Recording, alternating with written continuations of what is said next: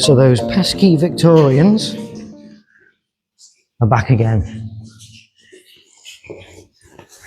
So in the 1800s, there was two brothers who came up with a new invention, a steam-powered boring machine. And that machine was tested here in Corris. Now, it must have been a monumental effort to even get that machine here in the first place. It ran on tracks that can still be seen just across the rock face there. Now, the problem that they had with this machine was that it could bore 2 feet of rock out, and then it had to be removed from the rock face for workmen to come in and chip out the core by hand. And so that was very inefficient. We said it was resting for 9 out of 12 hours every day. Now, the way they came up with for getting around that was to drill 2 boreholes next to each other. So the boring machine would work in 2 feet, be taken out. The workmen would then come in and take out that bit by hand. While they were doing that, the machine would be taken just over to the side and would bore another 2 feet into the other side while the men were working there. So it was always in use. But even then, the progress was still pretty damn slow.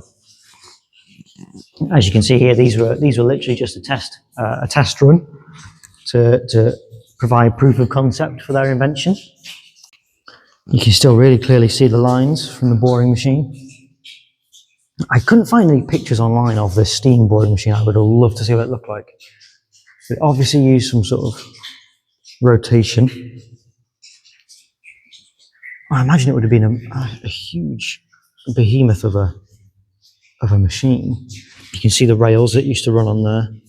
So obviously this section, it did run all the way from here to here, but this has been since quarried out after their experiments. So if you imagine they were moving in 2 feet at a time, so 2 feet this way, take it back out on its rails, the men would work in, it would be shifted over, sent in this hole, bore out 2 feet of rock, come out, the men move in, and then by the time it's done that, it's back to this one. But for some reason here, they were only trialling the 2 bore method for a little bit. This one carries on much deeper to a dead end, whereas this one stops right here. So maybe they only got this far and thought, sod this, not worth it.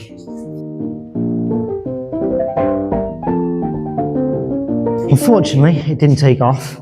Some people say that if it was done not in a rock as hard as Welsh slate, and in a different part of the country where more eyes would notice them, then their ideas would have taken off a bit more.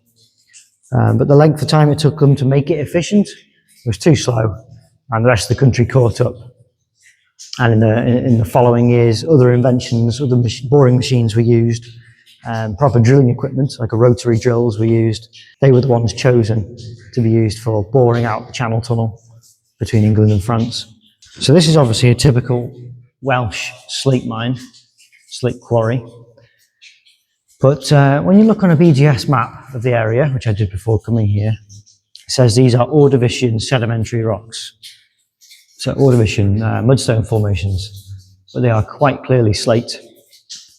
They've got a cleavage plane, they've been metamorphosed to a low degree, but still metamorphosed. So I wonder why the BGS don't call them metamorphic rocks.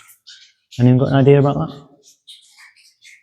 Anyway, so we're here at the Corris Binoculars. This is what this tunnel system is called.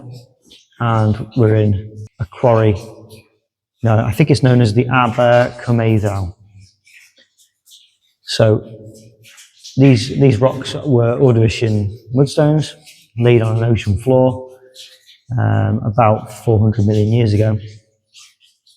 And they have since been obviously disturbed, uplifted, tilted, mashed about in the Caledonian orogeny when the Iapetus Ocean closed.